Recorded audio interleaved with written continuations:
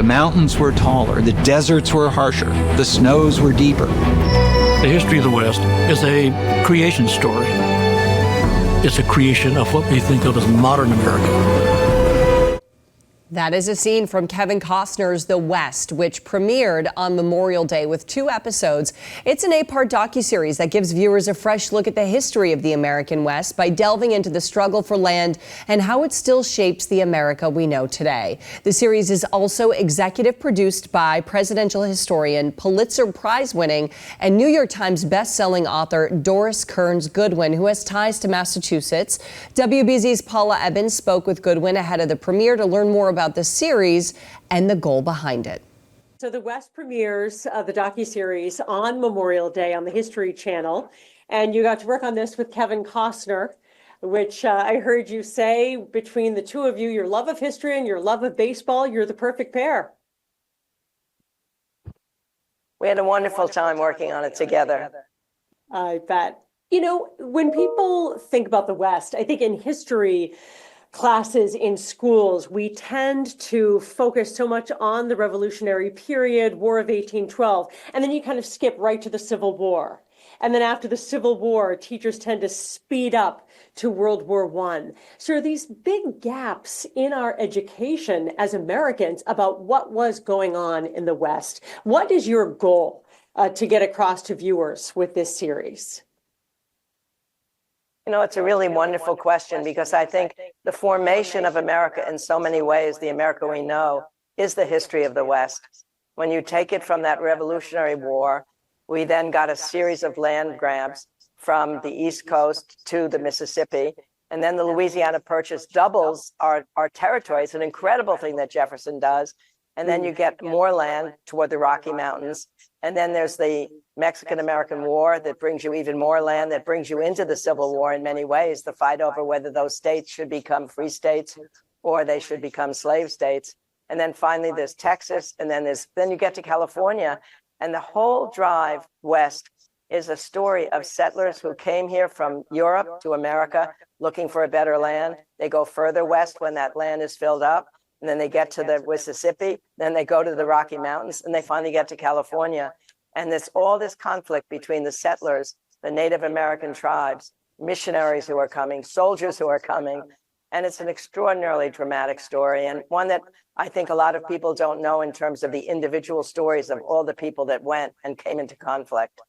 It's true. Our history with Westerns in the movies romanticizes so much of the lawlessness that existed as Americans went west. But I know that in this series, you are going to focus on how the Native American tribes really fought to keep their land and their half of the story, which so many times in the past has been ignored. What's the most important aspect of that story you want people to watch for? Well, I think what you really need to know, and I'm so happy that we have really experts in the history of the Native American experience, which is a relatively new scholarship in these last decades. Plus, we have actual people who were related to their Native American experience. They had grandparents, parents, ancestors who were part of it. And so you get that context that comes from them. And then you get the reenactments, so you get a feeling of the people involved.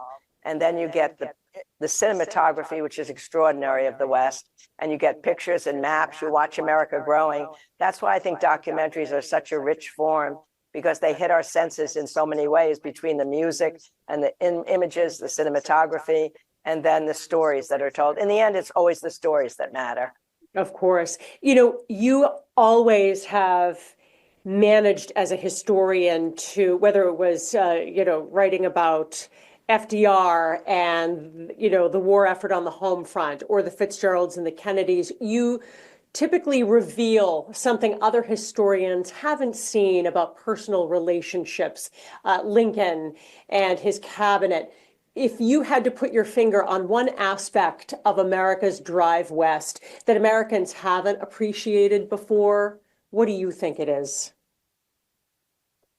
I think one of the stories that so captivated me was the story about a group of family that were in a Fort Parker, and there was a daughter who was 9 years old, and the Native Americans came. It was a raid that had taken place on them. They were retaliated, and almost all the family was killed except this 9-year-old girl was taken into captivity and went to live with the tribe.